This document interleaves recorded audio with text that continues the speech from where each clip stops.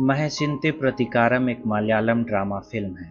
ये केरला के इडुक्की जिले की आम सी कहानी है, जो आम होते हुए भी अनूठी है। महेश केरला के एक शांत शहर इडुक्की में रहता है। पेशे से एक फोटोग्राफर है। पिता के पुश्तैनी स्टूडियो में काम करता है। क्रिश्चियन कम्युनियन से लेकर शादियों तक के हर इवेंट की तस्वीरें खींचता है। शहर के चौराहे में उसका स्टूडियो है, इसलिए काम की कोई कमी नहीं है। अपनी सामान्य और शांत जिंदगी से बड़ा खुश है। एक गर्लफ्रेंड है सौम्या, जो अब दूसरे शहर में रहती है। महेश और सौम्या बचपन में एक ही स्कूल में पढ़ते थे। अब उनका लॉन्ग डिस्टेंस अफेयर चल रहा है। मिलना जुलना इस छोटे शहर में नामुमकिन है। महेश यहाँ अपने बुजुर्ग पिता विंसेंट भवाना के साथ रहता है। आज रात जब पिता को डिनर के लिए ढूंढता है तो वो घर में नहीं है। आसपास देखने और रिश्तेदारों को फोन करने पर भी उसके पिता विंसेंट का कोई अता पता नहीं चल रहा है। महेश अपने एक दोस्त बेबी चेट्टा को फोन मिलाता है। फिर वे एक और दोस्त ताहिर के साथ पुलिस स्टेशन पहुंचते हैं। ताहिर पुलिस को बता रहा है कि आजकल विंसेंट की दिमागी हालत ठीक नहीं है। वो बहका सा बर्ताव कर रहा है। बता रहा है पिछले सप्ताह जब वे ताश खेल रहे थे तो विंसेंट लोगों को देखकर कह रहा था कि दुनिया कितनी खूबसूरत है, जबकि सड़क पर गोबर था जिसे गाड़ियां कुचल कर आ जा रही थी। उसने तो बेबी को भी हैंडसम कहा था। बेबी चेट्टा भी बताता है कि एक दिन जब वो अपने दुकान में फ्लेक्स एडिटिंग कर रहा था तो क्राइस्ट के फोटो पर लगे लाइट्स को देखकर विंसेंट बेंगलोर में एक कैबरे पार्टी को याद कर रहा था। जरूर बुढ़ापे में उसकी दिमागी हालत खराब हो रही है। महेश भी दुआ कर रहा है कि अगर ईश्वर उसके पिता को सही सलामत घर लौटा दे तो वो एजुकुम वाला क्रूसुमाला चर्च में 51 किलो का क्रॉस कंधे पर उठाकर चढ़ेगा। जब वे पुलिस स्टेशन से घर लौटे तो महेश ने नोटिस किया कि घर से दूर झाड़ियों में अचानक कुछ चमक रहा है। महेश तुरंत उस रोशनी की ओर भागा। वो देखता है कि यहाँ झाड़ियों के बीच अंधेरे में उसका पिता विंसेंट बैठा हुआ है। सोने से पहले महेश अपने पिता से पूछता है कि आखिर इतनी रात वो झाड़ियों में क्या कर रहा था। तो विंसेंट उससे कहता है कि वो पंछी के वापस लौटने का इंतजार कर रहा था। अब तो ये कंफर्म हो गया है कि उसके पिता की दिमागी हालत खराब होने लगी है। उस रात महेश अपने पिता के साथ सोया। डर है कि रात में कहीं चला न जाए। महेश के दोस्त बेबी चेट्टा के फ्लैक्स प्रिंटिंग और फोटो फ्रेमिंग की दुकान है। चौराहे के नजदीक एक बिल्डिंग के ऊपरी मंजिल में दोनों की दुकान अगल बगल है।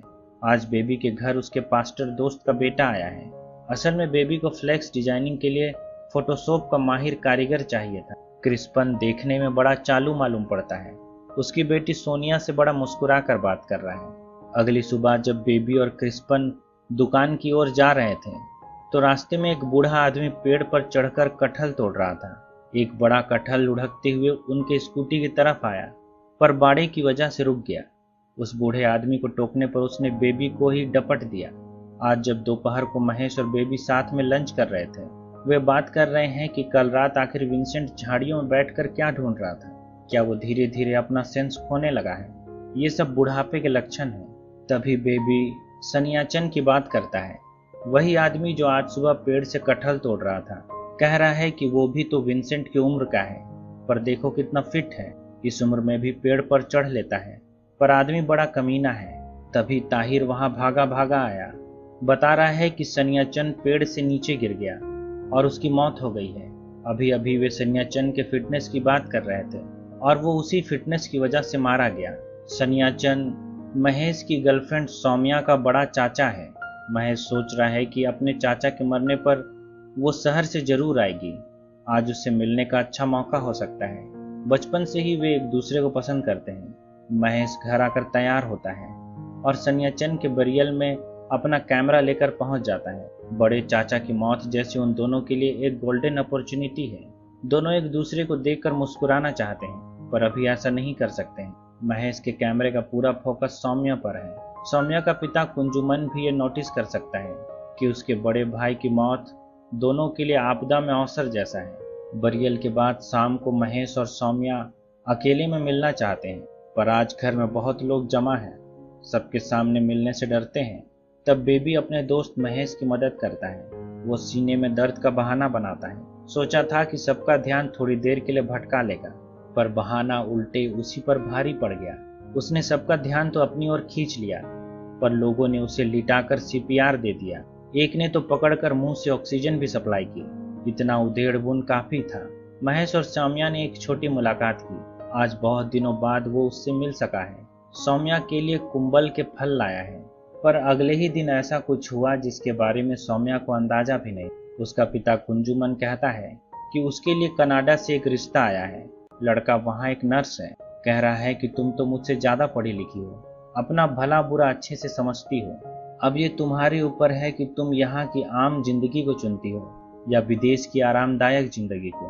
कुंजुमल को मालूम है कि उसकी बेटी और महेश एक दूसरे को पसंद करते हैं, पर उसे उम्मीद है कि बेटी अपने लिए अच्छा ही चुनेगी। माँ ने भी सलाह दी कि रोना है तो रो लो, फिर महेश को भूल जाओ। महेश ने पुलिस स्टेशन में ये दुआ की थी कि अगर उसका पिता मिल जाए तो वो एजुकुमवाला कुरुसुमाला चर्च में 51 किलो का क्रॉस अपने कंधे पर ढोकर चढ़ेगा। आज उसने वादे के मुताबिक ऐसा ही किया। यहाँ ईस्टर की प्रार्थना के लिए काफी भीड़ जमा है। भीड़ में सौम्या को देखकर उसकी थकान दूर हो गई, पर दूसरी तरफ सौम्या के चेहरे पर शर्म है, क्योंकि वो जानती है कि उसने जो फैसला लिया है वो महेश के लिए बहुत बुरा है। उसने विदेश की आरामदायक जिंदगी के नाम पर महेश को रिजेक्ट कर दिया है। भला आराम पर किसका हक नहीं है, पर सवाल है कि आराम बड़ा है या प्यार। सौम्या ने प्यार के बजाय आराम की जिंदगी चुनी। आज लड़का उसके घर पर आ रहा है, पर आते ही अपशगुन हो गया। कार का दरवाजा जाम है, खुल नहीं रहा है, जैसे तकदीर महेश का पक्ष ले रही हो। लड़के को ड्राइवर सीट की तरफ से बाहर आना पड़ा। इस पर कुंजुमन का एक दोस्त कहता है कि ये तो अच्छा है। लड़के ने अपना दाहिना पैर जमीन पर पहले रखा है। अजीब धूर्तता है। सगुन और अपशगुन भी अपने हिसाब से गढ़ लिए जाते हैं। सौम्या को लड़का पसंद आया। उसने शर्माते हुए कहा कि वो शादी के लिए राजी है। पूछने पर कि क्या उसे कभी किसी से प्यार हुआ है, कहती है नहीं हुआ है। लगता है आज का दिन ही बुरा है। इधर बेबी चेट्टा ने जिसे अपने यहाँ काम पर रखा है, उसकी हरकतों से ऐसा लगता है कि उसने गलत इंसान को काम पर रख लिया है। बेटी से हाय हेलो तो करता ही है। आज महेश को देखकर कह रहा है कि क्या मुझे नहीं पहचाना? अरे मैं वही हूँ जिसने पिछले साल चर्च में पंगा किया था। फिर तुमने मुझे वहां से जाने के लिए ऑटो का भाड़ा दिया था। फिर एक बार कुत्ते की पूंछ में पटाखा बांधकर फोड़ा था तो पुलिस ढूंढ रही थी। अर्नाकुलम भागना पड़ा था। इधर महेश का दोस्त ताहिर भी फिजूल में पिट गया। टाउन में एक विवाद की मध्यस्थता कर रहा था। उल्टे दोनों पक्षों ने उसे ही कूट दिया। साइकिल से भागकर जान छुड़ाई, पर जब साइकिल में तेजी से घर की तरफ जा रहा था उसकी वजह से 2 लोग रास्ते में गिर गए। इसमें से एक बेबी का बहनोई है। कुछ फल बेचने टाउन की तरफ जा रहा था। अब सब रास्ते पर बिखर गया है।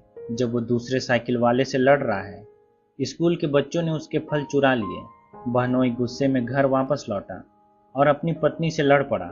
एक पड़ोसी बेबी को फोन करती है, बताती है कि तुम्हारा बहनोई तुम्हारी बहन को पीट रहा है। जब बेबी ने अपने बहनोई को धमकाने के लिए फोन मिलाया तो उसके फोन में आउटगोइंग बंद है।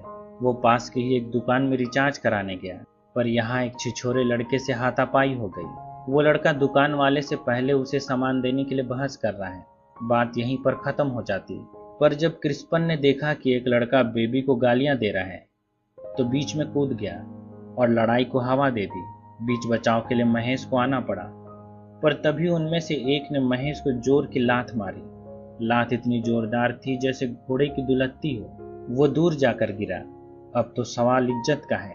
उसने अपनी धोती बांधी और उस लड़के से भिड़ने चला गया, पर असली लड़ाई वैसी नहीं होती है जैसा फिल्मों में दिखता है। उस पर झपट्टा मारने के चक्कर में ऑटो में लगे लोहे की पाइप से टकरा गया। महेश का सर चकरा गया और चेहरा लाल हो गया।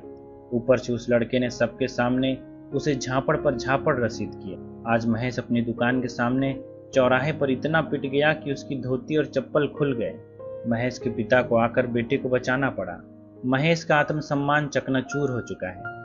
आज तक इतनी बेइज्जती कभी नहीं हुई थी। जब क्रिस्पन उसकी चप्पल लेकर आता है तो महेश ने चप्पल पहनने से मना कर दिया। पूरी भीड़ के सामने ये सौगंध खाई कि अपना चप्पल केवल तब पहनेगा जब तक कि उस लड़के से बदला न ले ले। उसने आज से चप्पल तब तक के लिए त्याग दिया है जब तक कि अपनी खोई हुई इज्जत को वापस ना पाले, जब तक कि हिसाब बराबर ना हो जाए।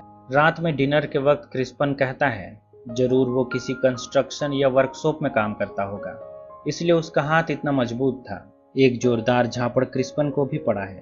ठीक से खा नहीं पा रहा है, पर ताहिर चुपचाप है क्योंकि उसने आज सबक सीख लिया है कि दूसरों के काम में टांग नहीं अड़ानी चाहिए। बेबी चट्टा के समझाने पर भी कि केवल 2-4 लोगों ने उसके कसम के बारे में सुना है, अपना जिद छोड़ दे और चप्पल पहन ले, पर महेश ने बात नहीं मानी। अगली सुबह सौम्या का पिता कुंजुमन महेश से मिलने आया। महेश खुश है, सोच रहा है कि जरूर सौम्या से उसके रिश्ते की बात करने आया है। कुंजुमन कह रहा है कि वो दोनों के रिश्ते के बारे में जानता है, पर विदेश से बेटी के लिए एक अच्छा रिश्ता आया है और उसकी बेटी ने भी हाँ कर दिया है। फिर कुंजुमन फोन पर उसकी बात सौम्या से कराता है। दूसरी तरफ सौम्या रो रही है, पर अपनी बात को जस्टिफाई कर रही है। कहती है कि मैं कंफ्यूज हूँ, पिता के निर्णय को नहीं टाल सकती हूँ। महेश उसकी बात समझ गया। उससे बस इतना कहा कि तुमने मुझे इतनी आसानी से भुला दिया, और फोन उसके पिता को थमा दिया। कुंजुमन को भी यह अंदाजा नहीं था कि बात इतनी जल्दी खत्म हो जाएगी, मामला इतनी आसानी से सुलझ जाएगा। कुछ दिन बाद क्रिस्पन महेश के पास एक पासपोर्ट साइज फोटो खिंचवाने आया। उसे एक फिल्म की कहानी सुना रहा है, कैसे बदले की वजह से हीरो का परिवार बर्बाद हो गया और आखिर में हीरो भी सड़क पर मारा गया। बदला लेना कितना बुरा है। पर जब महेश ने कहा कि वो बदले में इतना पागल नहीं है, तो उसे बताता है कि उस लड़के का नाम जिम्सन है, जिसने चौक में उसे पीटा था। उसका घर थडियामबड़ू में है और वो एक वर्कशॉप में वेल्डर है। इसके बाद महेश और क्रिस्पन हिसाब बराबर करने निकल गए। वे रास्ते में एक दुकान से चप्पल खरीदते हैं। जब टाउन में लोगों को पता चला कि महेश अपना हिसाब बराबर करने जा रहा है, तो कुछ लोग साथ आ गए। लगा था कि आज घमासान देखने को मिलेगा, पर जब वे वेल्डिंग शॉप पर पहुंचते हैं तो पता चलता है कि जिम्सन तो कल ही दुबई चला गया है। वहां उसे एक नौकरी मिली है। अब हिसाब कैसे बराबर होगा? लगता है उसके आने तक महेश को बिना चप्पल के ही रहना होगा। एक तरह से अच्छा ही है, उसे तैयारी करने के लिए समय मिल गया है। क्या पता आज फिर पिट जाता। महेश ने दिमाग से काम लिया और एक कुंग-फू क्लास ज्वाइन कर ली। कुछ दिन बाद सौम्या की शादी हुई। वो चर्च के बाहर से उसे देख रहा है। चेहरे पर कोई गुस्सा या सौम्या के प्रति कोई नफरत नहीं है। उसके चेहरे पर मुस्कुराहट है। शायद सोच रहा है कि उसे भी अपनी बेहतरी सोचने का हक है। पर आज घर आकर बहुत रोया, मुंह उतरा हुआ है। जब पिता ने पूछा कि क्या उस लड़की ने तुम्हें धोखा दिया है, तो पिता से कहता है कि मैंने उसे छोड़ दिया था। अब तक ये बात टाउन में फैल गई है कि महेश के चप्पल ना पहनने की असली वजह क्या है। जब भी कोई महेश से मिलता है तो सबसे पहले उसके पैर देखता है। आज जब एक होटल में बैठा है, न्यूज में देखता है कि दुबई में मंदी की वजह से 10,000 मलयाली मजदूरों को निकाला जा रहा है। वो उम्मीद में है कि जिम्सन को भी निकाल दिया जाएगा।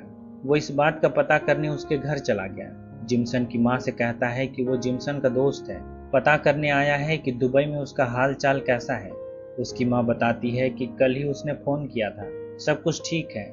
कह रही है कि अच्छा हुआ कि दुबई चला गया, यहाँ रहता तो केवल गुंडागर्दी करता रहता। आज जब सोनिया की एक दोस्त जिम्सी उससे एक अच्छे स्टूडियो के बारे में पूछती है, तो उसने उसे महेश के स्टूडियो का एड्रेस दिया। जिम्सी को एक मैगजीन के लिए कवर फोटो भेजनी है। अगर फोटो सेलेक्ट हो गई तो मैगजीन के फ्रंट पेज पर उसकी तस्वीर छपेगी। बताती है कि उसे एक मैगजीन के लिए तस्वीर खिंचवानी है, ठीक वैसे ही जैसा कि फिल्म फेयर के मैगजीन में होता है। महेश ने बड़ी मेहनत करके एक तस्वीर खींची, पर जब तस्वीर दिखाई तो जिम्सी बड़ी निराश हुई। उसका मुंह उतर गया। सोचती है कि वो एक घटिया स्टूडियो में आ गई है। जिम्सी ने उसके मुंह में कह दिया कि तुम्हें कुछ नहीं आता है। उस रात महेश बड़ी सोच में पड़ गया कि आखिर उस लड़की ने ऐसा कैसे कह दिया। मैं भी एक फोटोग्राफर क्लब का मेंबर हूँ, कोई नौसिखिया नहीं हूँ। फिर एक दिन उसकी मुलाकात फिर से उस लड़की से हुई। वो कॉलेज के ब्लड डोनेशन कैंप में डांस कर रही है। अब वो उसे नोटिस करने लगा है। हर रोज वो उसी बस से गुजरती है जो महेश के स्टूडियो के पास आकर रुकती है। महेश के लिए जैसे रूटीन बन गया है कि वो उसे देखा करे। शायद वो जिम्सी को पसंद करता है या फिर कोई और बात चल रही है। एक शाम महेश के पिता भी स्टूडियो में थे। उसका पिता आज स्टूडियो के लैब में रील साफ कर रहा है। जब महेश उसकी तस्वीर को साफ होते हुए देखता है तो उसे समझ में आता है कि उस दिन उसका पिता देर रात तक झाड़ियों में घुसकर क्यों बैठा था। उसके पिता का दिमाग खराब नहीं है, बल्कि वो दुनिया को एक फोटोग्राफर की नज़र से देखता है, इसलिए उसे दुनिया खूबसूरत नजर आती है। हर आदमी में उसे अच्छी तस्वीर दिखती है। उस रात उसने जो चमक देखी थी वो पिता के कैमरे के फ्लैश लाइट की थी। ये एक चमगादड़ का क्लोजअप है जो अपने ठिकाने पर वापस लौट रहा है। अब उसे समझ में आया कि फोटोग्राफी क्या होती है। शादियों में फोटो खींचना और पासपोर्ट साइज फोटो बनाना कोई फोटोग्राफी नहीं है। आज वो अपने पिता की खींची पुरानी तस्वीरों को एल्बम से निकालता है। ये तस्वीरें उसकी खींची हुई तस्वीरों से इतनी अलग क्यों हैं? उसके पिता ने एक बार उसे सिखाया था कि फोटोग्राफी के लिए पेशेंस की जरूरत होती है, सही समय में सही शॉट, बस यही फोटोग्राफी की एकमात्र शर्त है। उसका पिता कहता था कि मैं केवल खाना मुंह में डाल सकता हूँ, चबाना तो तुम्हें ही पड़ेगा। फोटोग्राफी सिखाई नहीं जा सकती है, इसे खुद सीखना पड़ता है। अब महेश को अपने पिता की बातें समझ में आने लगी है। उसने तय किया कि वो जिम्सी की अच्छी तस्वीरें खींचेगा, ठीक वैसे ही जैसा कि उसके पिता ने बताया है, सही समय में एक सही शॉट। वो छुपकर जिम्सी को ऑब्जर्व करता है, क्रिस्पन की मदद से उसका ध्यान भटकाता है और कई अच्छी तस्वीरें खींचता है। उसने जिम्सी की तरफ से तस्वीरें उस मैगजीन को भेज दी। महेश को अपने काम पर गर्व है। अब जब जिम्सी उसके स्टूडियो के पास से गुजरती है तो उसे छुप कर देखने के बजाय पूरे शान से घूरता है। जिम्सी की दोस्त कहती है कि वो स्टूडियो वाला मुझे बड़ा घूर रहा है। तब जिम्सी ताव में कहती है कि वो तुम्हें नहीं, मुझे घूर रहा है। कुछ ही दिन में जिम्सी को समझ में आ गया कि वो उसे क्यों देखता था। महेश ने जिम्सी को बिना बताए उसकी तस्वीरें खींची थी और मैगजीन में छपने के लिए भेज दिया था। आज मैगजीन में उसकी तस्वीर फ्रंट पेज पर छपी है। जिम्सी उसके घर उससे मिलने आई। जिम्सी कहती है कि चुपके से किसी लड़की की तस्वीर खींचना अच्छी बात नहीं है, भले ही वो अच्छे मकसद के लिए ही क्यों ना हो। हालांकि तुमने जो तस्वीर खींची है वो बहुत अच्छी है, पर तुमने गलत मैगजीन में तस्वीर भेज दी। पर कोई बात नहीं है। जिम्सी उसके लिए मैगजीन की एक कॉपी लाई है। महेश गर्व से उस तस्वीर को अपने पिता को दिखाता है। समय बीतने के साथ महेश और जिम्सी को एक दूसरे से प्यार हो गया है, पर एक दिक्कत है। एक दिन जिम्सी उसे फोन करती है, कहती है कि इससे पहले कि हम दोनों प्यार में आगे बढ़ें, ये बताना जरूरी है कि तुम्हारी पुरानी गर्लफ्रेंड सौम्या मेरी दूर की रिश्तेदार है, और दूसरी चीज कि वो लड़का जिम्सन जिससे तुम अपना हिसाब बराबर करना चाहते हो, वो मेरा बड़ा भाई है। महेश ने जिम्सी से अपने प्यार का इकरार किया। उसमें हिम्मत है। एक दिन क्रिस्पन काम पर आ रहा था तो उसने जिम्सन के उन मवाली दोस्तों को देखा जिनकी वजह से महेश की पिटाई हो गई थी। वे अक्सर एक लड़की को छेड़ा करते थे। आज उसके भाई ने उनकी जमकर पिटाई की है। उसका भाई भी महेश के कुंफू क्लास जाता है। इसका मतलब है कि कुंफू से कुछ तो जरूर किया जा सकता है। इधर बेबी को शक है कि उसकी बेटी सोनिया और क्रिस्पन के बीच कुछ न कुछ अफेयर चल रहा है, इसलिए गुस्से में क्रिस्पन को गाली दे रहा है। पर क्रिस्पन ने उल्टे ही उसे खरी खोटी सुना दी। कहा कि तुम्हारी सोच बहुत खराब है। असल में क्रिस्पन और सोनिया के बीच कोई लव अफेयर नहीं है, वो बस मिलनसार है, इसलिए किसी से भी जल्दी घुल मिल जाता है। इधर जिम्सन की दादी की मौत हो गई, इसलिए वो दुबई से वापस लौटता है। उसकी दादी के बरियल में महेश भी मौजूद है, पर इतने दिन में वो महेश को भूल चुका है। इधर जिम्सी महेश को समझाती है कि वो बदले की बात भूल जाए। उसका भाई बड़ा खतरनाक है, उससे पंगा लेना ठीक नहीं होगा। पर महेश दिलासा देता है कि वो कुंफू सीख रहा है। पर जिम्सी को कुंफू पर भरोसा नहीं है। उसे लगता है ये तो कॉमेडी है। ऐसे भी शादी के बाद जिम्सन उसका साला बन जाएगा, तो बहन की वजह से उसे झुकना ही पड़ेगा। पर उस दिन महेश की अहम को चोट लगी थी। ये घाव तभी भरेगा जब वो असल में उससे धूल चटा देगा। आज शाम महेश बेबी को फोन लगाता है, कहता है कि कल वो हिसाब बराबर करेगा और चाहता है कि वो भी वहां मौजूद रहे। सुबह सुबह वो जिम्सन के मोहल्ले में जाता है, कहता है कि मैं वही हूँ जिसे तुमने एक दिन चौराहे पर पीटा था। मैंने उस दिन सौगंध खाई थी कि जब तक हिसाब बराबर ना कर लो चप्पल नहीं पहनूंगा। अगर उसकी तबीयत ठीक है तो वो आज हिसाब बराबर करने आया है। जिम्सन को लगा था कि उस दिन की तरह महेश को आसानी से धो देगा, पर आज ऐसा नहीं हो रहा है। पूरी भीड़ के सामने दोनों के बीच जमकर दांव पेच आजमाए जा रहे हैं। पर जिम्सी ने ठीक ही कहा था कि उसके भाई से पंगा लेना ठीक नहीं है। इतने दिन कुंफू सीखने के बाद भी उसे हराना आसान नहीं है। अच्छा हुआ कि जिम्सन दुबई चला गया था और इतने समय में महेश ने कुंफू के दांव पेच सीख लिए थे। नहीं तो पहली बार जब वो जिम्सन से हिसाब बराबर करने वर्कशॉप गया था, उस दिन फिर से पिट कर आता। आज कुंफू ट्रेनिंग काम आ रही है, पर यह जीत की गारंटी नहीं है। आज भी जिम्सन उस पर भारी पड़ रहा है, पर महेश ने हार नहीं मानी। उसने एक ऐसा दांव चला कि जिम्सन उसके सामने बेबस हो गया। आखिरकार जिम्सन ने सबके सामने हार स्वीकार ली। महेश का बदला पूरा हुआ।